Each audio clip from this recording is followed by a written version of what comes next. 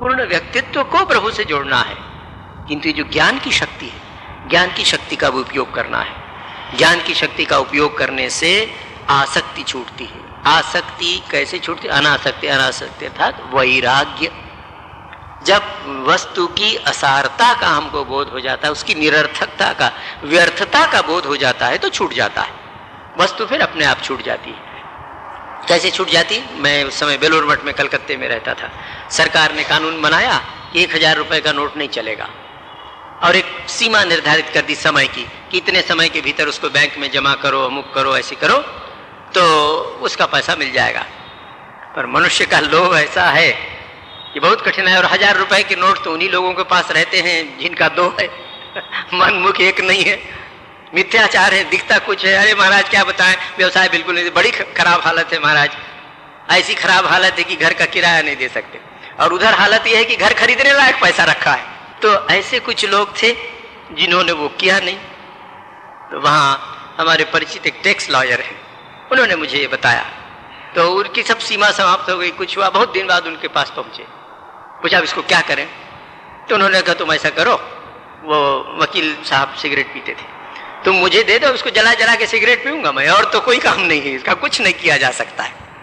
तो देखिए ऐसे व्यवस्था में व्यर्थता से छूट गया। अगर ये विचार से हम कर सके, और कर सकते हैं, आप हम सब कर सकते हैं। जो मैं आपसे निवेदन कर रहा हूं ये असंभव नहीं है, आप ही प्रयोग करके देखिए, अवश्य सफल होंगे। जो चीज आपको अधिक कष्ट दे रही है, अधिक आसक्ति जिस वस्तु के प्रति, वस्तु, व्यक्ति, स्थान जो भी हो, आप उस वस्तु, व्यक्ति, स्थान आदि की व्यर्थता का विचार करें। वैराग्यपूर्ण कि क्या होगा भाई, ये मुझे इतना कष्ट दे रहा है, एक दिन में नहीं हो जाएगा, जन्म जन्मांतर के संस्कार पकड़ के रखें, समय लगेगा। किंतु यदि हम विवेक का आश्रय ले सकें, वैराग्य का आश्रय ले, आखिर क्या होगा? तो धीरे धीरे उसकी व्यर्थता का बोध होगा। व्यर्थता का बोध होने से वो छूट जाएगा। तो क्या उपाय हुआ? मन के साथ इंद्रियों को हमने वश में किया। वो कैसे वश में किया? विवेक आदि के द्वारा, सत्संग के द्वारा। फिर वैराग्य से, विवेक से असक्त हो गए, आसक्ति नहीं हुई। और अब हम कर्मयोग का आश्रय ले रहे हैं। भगवान कहते हैं कि कर्म कर। अब हम कर्म कर रहे हैं। अच्छा प्रभु, तुमने जैसा कहा वैसा हम कर्म कर रहे हैं, और कर्म इंद्रियों के द्वारा कर्म योग का आचरण कर रहे हैं।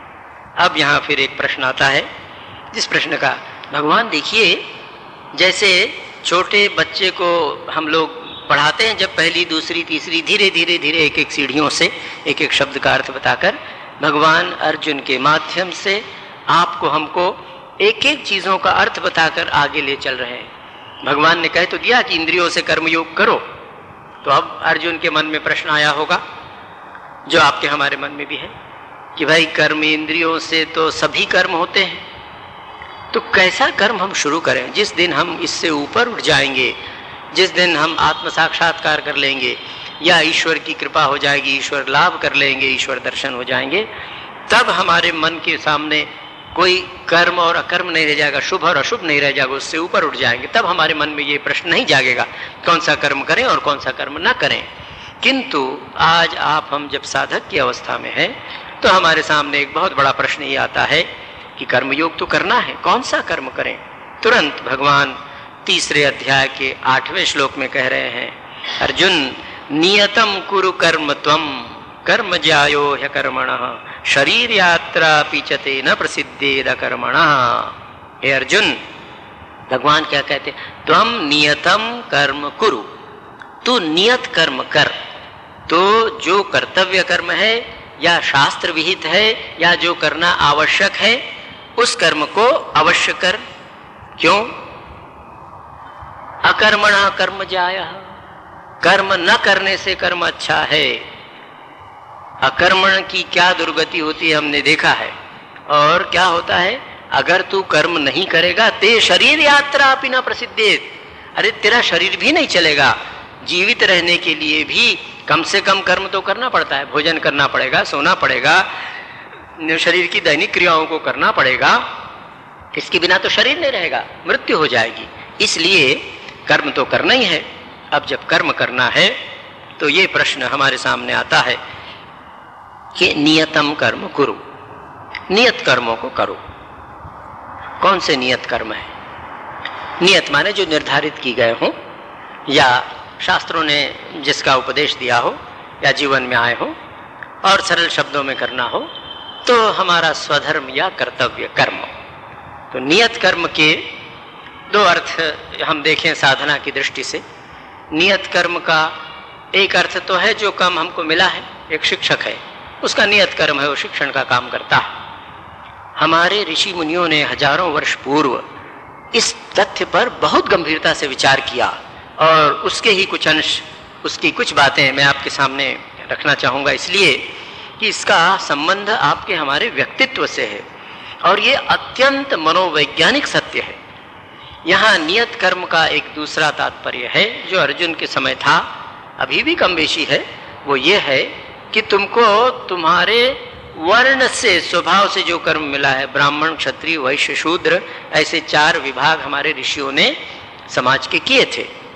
तो ये छोटा बड़ा नहीं था, इस ओर आप विशेष ध्यान रखें कि ये ऊंच नीच की ब्राह्मण श्रेष्ठ और शूद्र छोटा, ऐसा नहीं।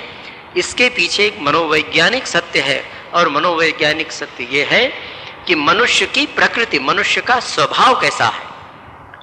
किसी व्यक्ति में बहुत कर्मशीलता है, बहुत कर्म करना चाहता है, बड़ी बड़ी उसकी आकांक्षाएं हैं, जगत कल्याण करना चाहता है, धन कमाना चाहता है, विभिन्न प्रकार के कर्मों के द्वारा वो जीवन में और जगत में परिवर्तन लाना चाहता है। ऐसे व्यक्ति से यदि कहा जाए कि तुम ये सब छोड़ो और बैठ के तुम जप ध्यान करो, श्रवण मनन निधिध्यासन करो, तो उसका व्यक्तित्व टूट जाएगा, वो श्रवण मनन निधिध्यासन के अयोग्य है।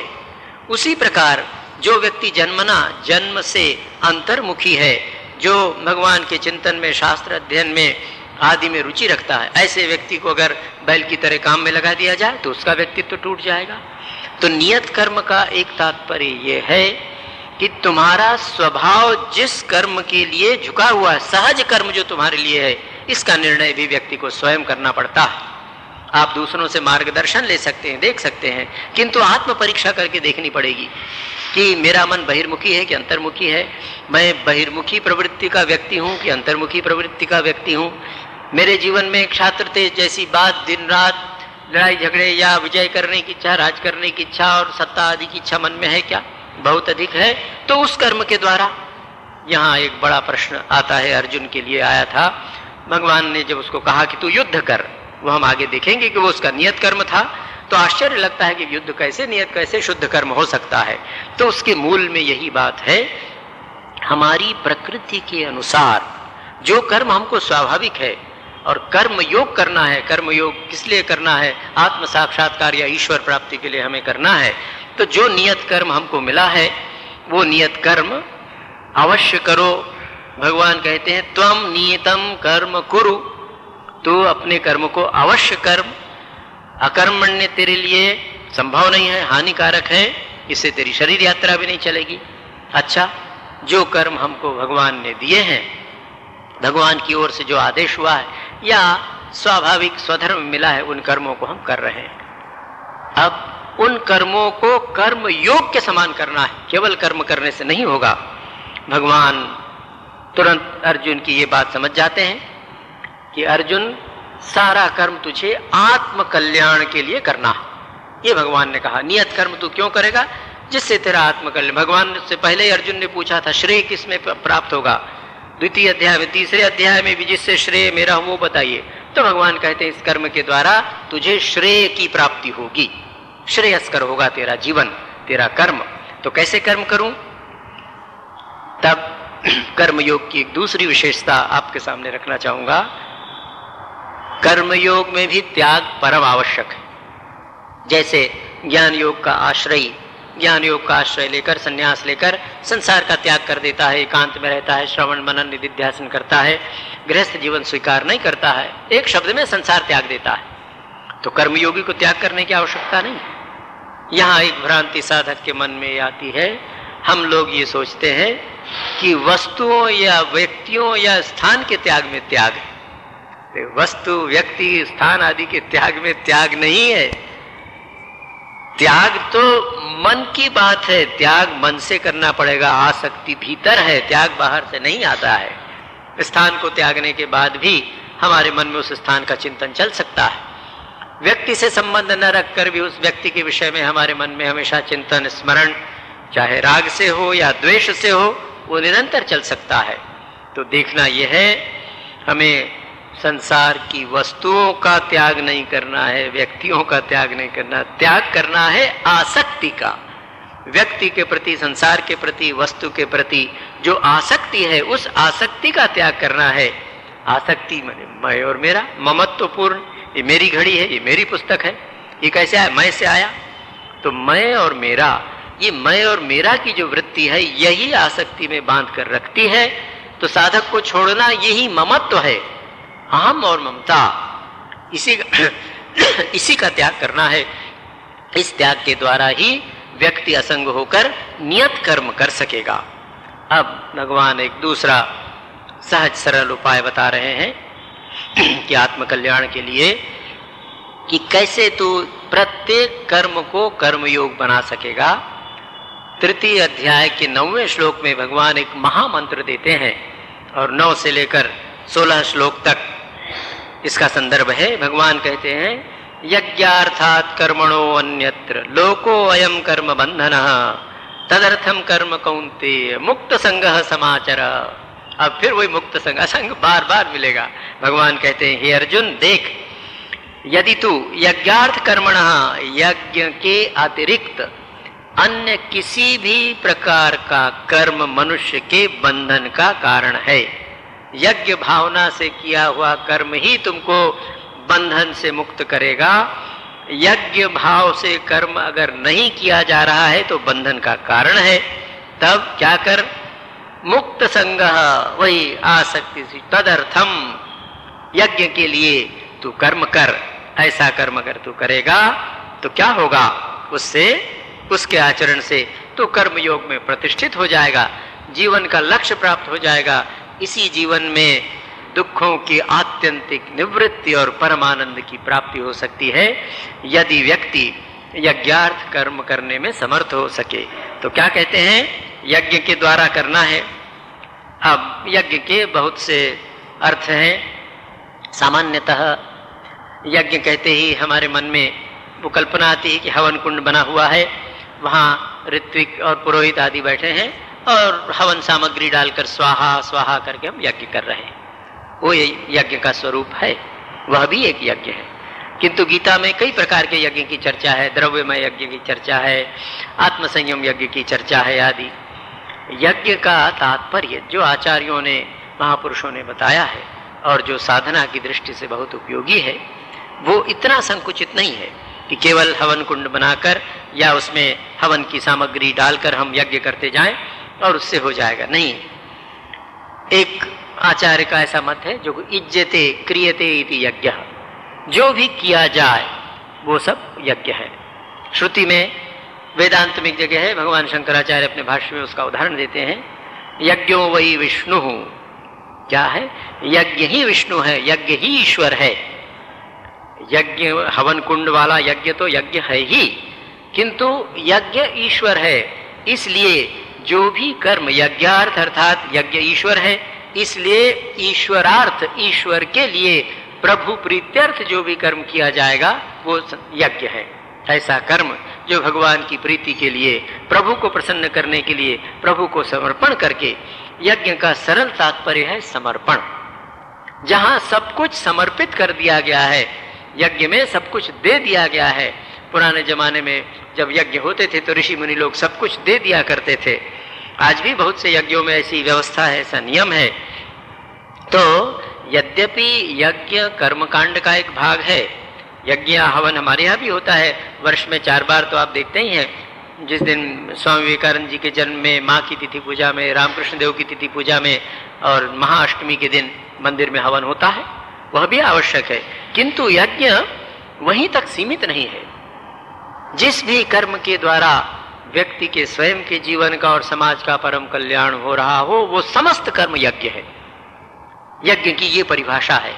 यज्ञ से किसी का कल्याण नहीं होगा, यज्ञ के द्वारा मानव समाज का कल्याण होगा और व्यक्ति का कल्याण होगा। तो हमारे जीवन का प्रत्येक ऐसा कर्म जो आत्म कल्याण और जन कल्याण में सहायक हो, ऐसा प्रत्येक कर्म योग्य है, यज्ञ है।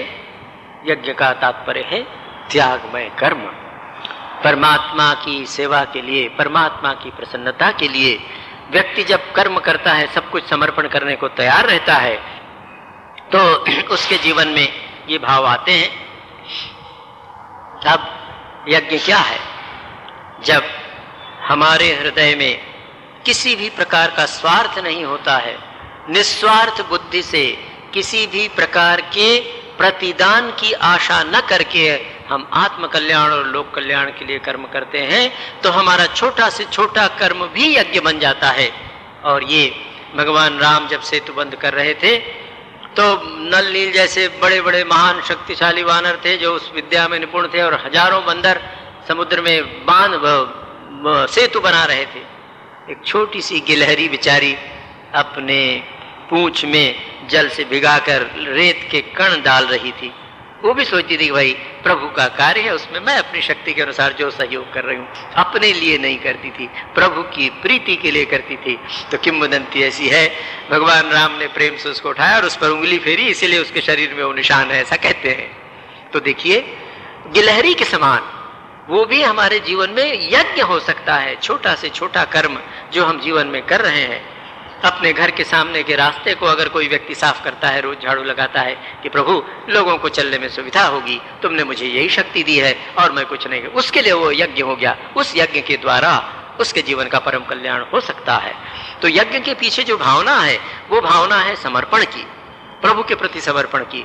यज्ञ के पीछे जो भावना है, किसी प्रकार के प्रतिदान की आशा नहीं है, कोई आकांक्षा नहीं है, केवल ये मेरा कर्तव्य है, प्रभु बिना कर्म किए मैं एक क्षण भी नहीं रह सकता, मेरे जीवन में जो कर्म हो रहे हैं इन कर्मों के द्वारा तुम्हारी सेवा हो जाए, और तुम्हारी सेवा जन कल्याण के रूप में हो, लोक कल्याण के रूप में हो।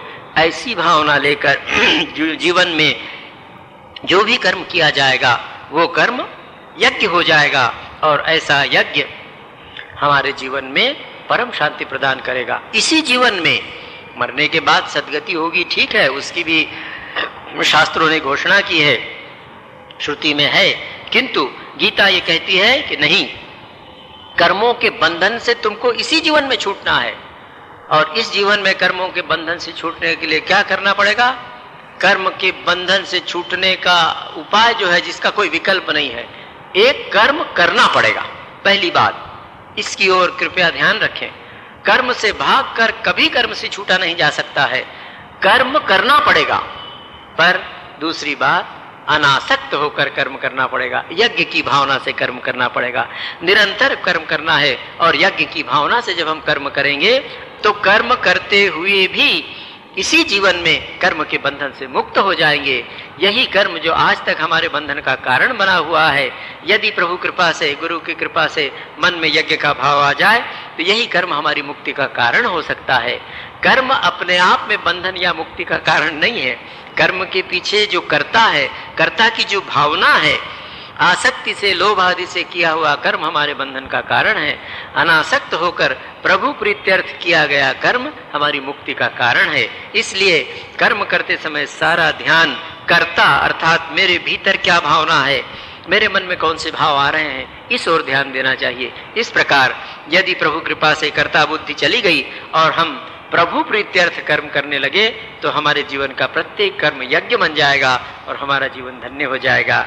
इसके बाद की चर्चा आगामी रविवार होगी। आप सब लोग सादर आमंत्रित हैं। आगामी रविवार भी आपकी सेवा में मैं रहूंगा। ओम शांति शांति शांति। हरि ओम तत्सत्। श्री राम कृष्णार्पणमस्तु।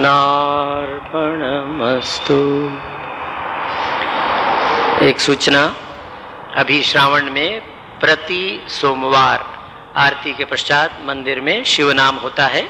आप सब लोग उसमें सादर आमंत्रित हैं। तो श्रावण में जितने सोमवार होंगे उस प्रति सोमवार को संध्या आरती के बाद मंदिर में शिव नाम होता है। आप सब लोग उस शिव नाम में आकर भाग ले सकते हैं।